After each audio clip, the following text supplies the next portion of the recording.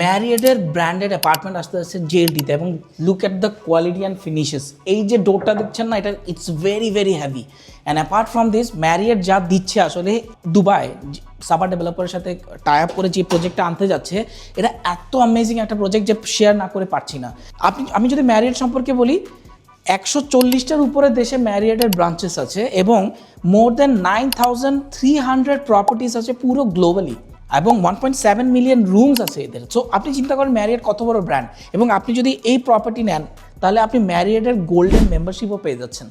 আমি যদি বলি যে total quality and finishes, it's really amazing.